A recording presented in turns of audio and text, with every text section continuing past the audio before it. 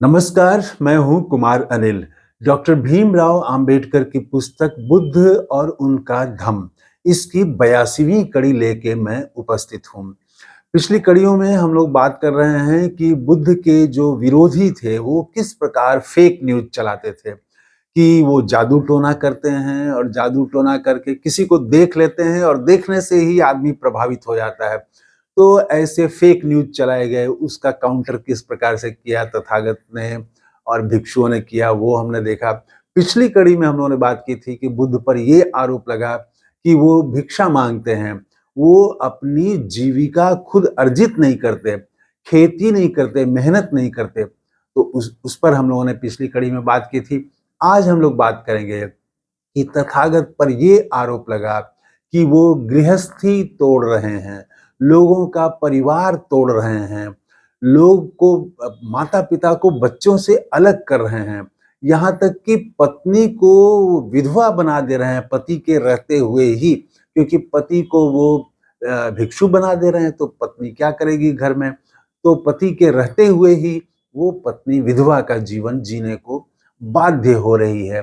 तो ये सब आरोप लगने लगे और हुआ ये कि एक साथ कई मगध के कुलपुत्रों ने बुद्ध तथागत के शरण में चले गए और उन लोगों ने भिक्षु का जीवन धारण कर लिया। तो इससे काफ़ी मगध में चर्चा का विषय बन गया, लोग असंतुष्ट हो गए और लोगों में यहाँ तक कि क्रोध की भावना देखी जाने लगी।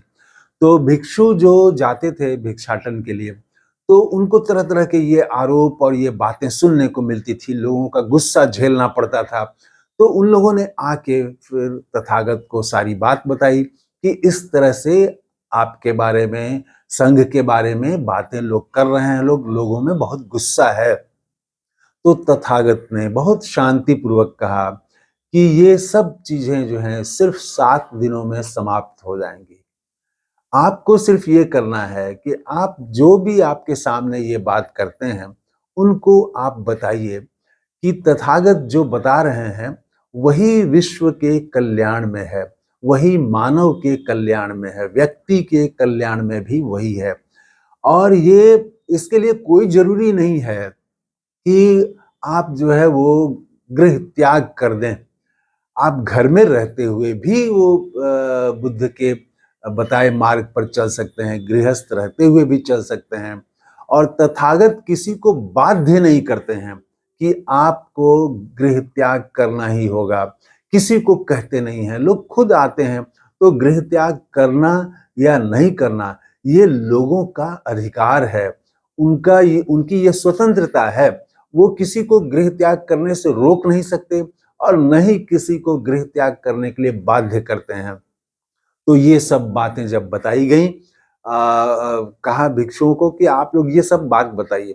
फिर ये सब बातें जैसे ही वो सवाल आते तो भिक्षु इस तरह से समझाते लोगों को और लोगों के मन में जो आशंका थी कि अभी-अभी देखिए 1000 जो है जटिलों को वो भिक्षु बना दिया तथागत ने और संजय के 250 अनुयायियों को बना दिया। अब किसका नंबर है? अब कौन आएगा? तो इस तरह की जो आशंका और तरह-तरह की जो चर्चा चल रही थी, उन सभी चर्चाओं पर विराम लग गया और सचमुच में 7 दिनों में वो जो एक क्रोध की भावना उमड़ रही थी लोगों में जो असंतोष की भावना उमड़ रही थी, वो भावना शांत हो गई और लोगों ने समझा कि नहीं तथागत की जो बातें हैं, वो कोई भी मान सकता है, गृहस्थ रहते हुए भी मान सकता है, गृह त्याग भी कर सकता है वो। तो जो लोग समझते हैं कि मेरा जीवन विश्व कल्याण के लिए है, मुझे अन्य लोगों को भी समझाना है, तो वो गृह त्याग करके भिक्षु बनते हैं। जो समझते हैं कि नहीं मुझे अपनी गृहस्थी करनी है और करते हुए बुद्ध का तथागत के मार्ग पर चलना है, तो वो उस तरह से चलते हैं।